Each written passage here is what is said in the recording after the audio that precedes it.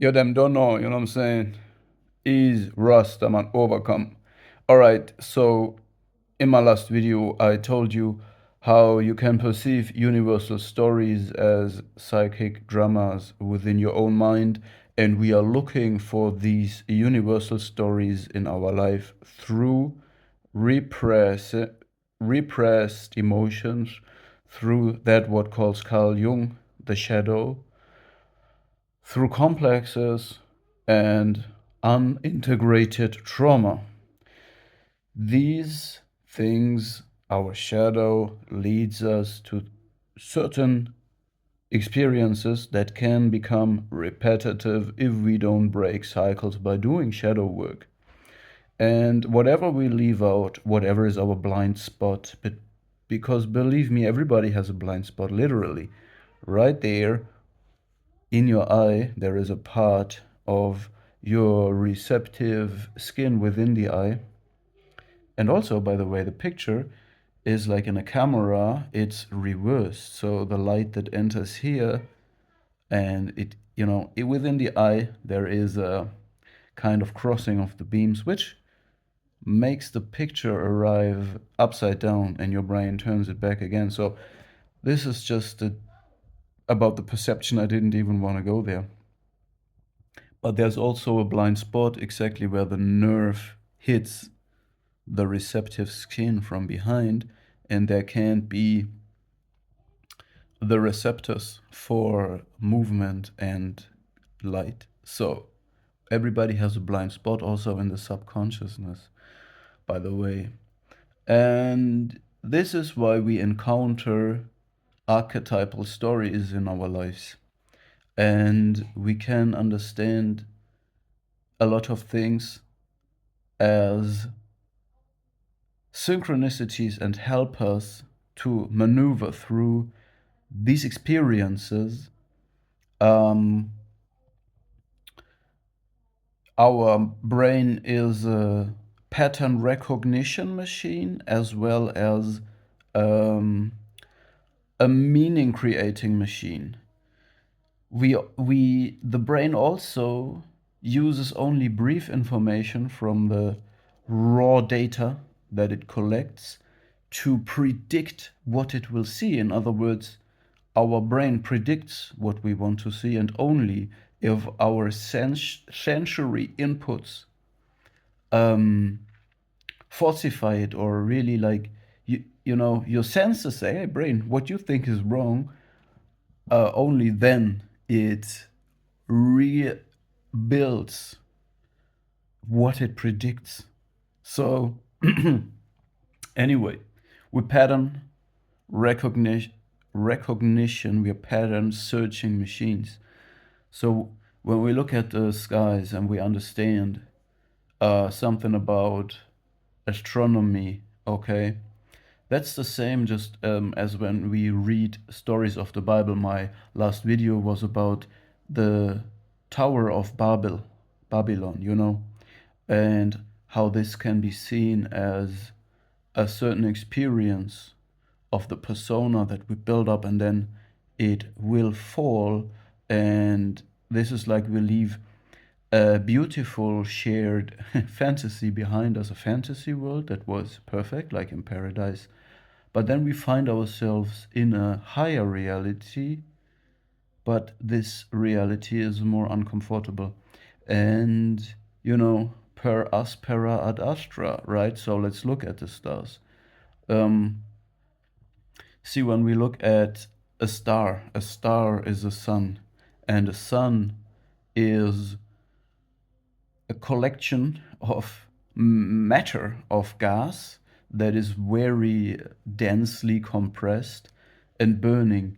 And when we see a parallel to human beings, this is a um, self-validating and um, self-sustaining person, okay?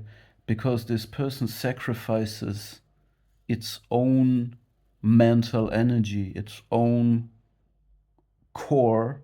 It is invested in life and in giving and like it creates warmth for other people, like the sun, by radiating its burning process that is basically a self sacrifice. It's burning up itself because it is invested.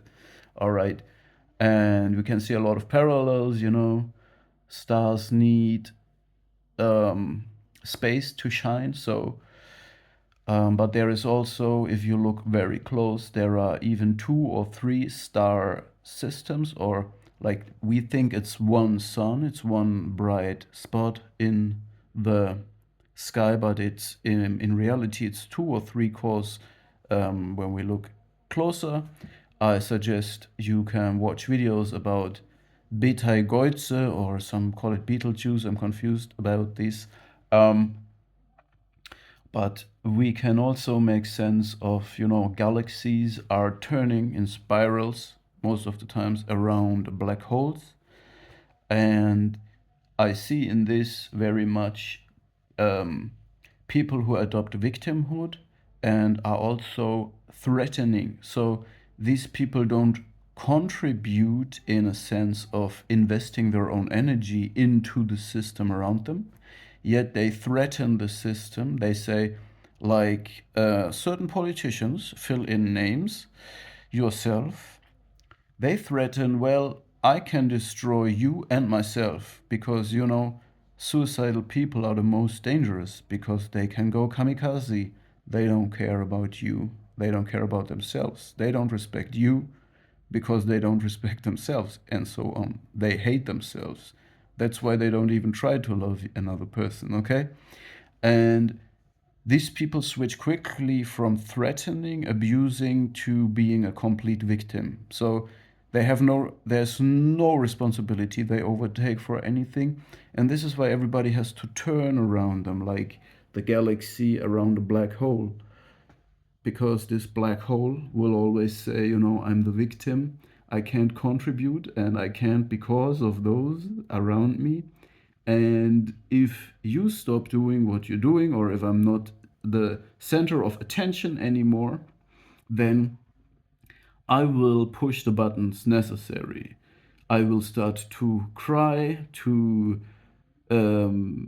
fake suicide attempts, to do whatever is necessary, or destroy everybody. I will kill myself and everybody around me. So this is how they stay in the center of attention and don't contribute. And the people around, the matter around, has more to lose. They have love, they have a core, they want to live their life. And this is why they have no true answer to this form of anti existence, so to say.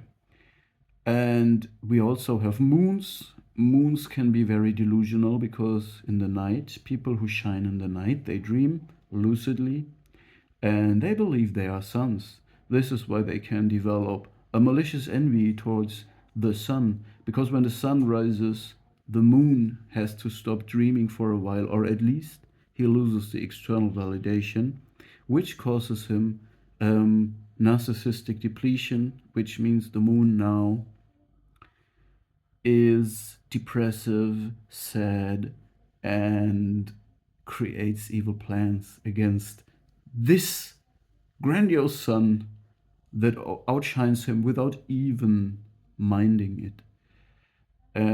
Yet there might also be humble moons that know very well who they are, what their place is, and enjoy the beautiful interaction with the ocean that the sun cannot have. But the sun doesn't mind, and this is what is the problem for the ocean, that the sun doesn't mind. And I have even heard there are moons who dream to be a black hole, so that everybody finally turns all around them only. So I want to suggest to you to analyze your environment, to read stories, whether in books or in the sky, to fill, to find patterns and fill them with meaning. And I also recommend you to do introspection and looking at the stories that life puts on your table, because they are not coincidental. Um, this is called synchronicities, and whatever you're looking for, you will find your an equivalent to you in the skies, in nature, in the animal kingdom, in plants like trees or grass or bamboo. And you will find the stories everywhere, the patterns. They are interwoven into our existence, like the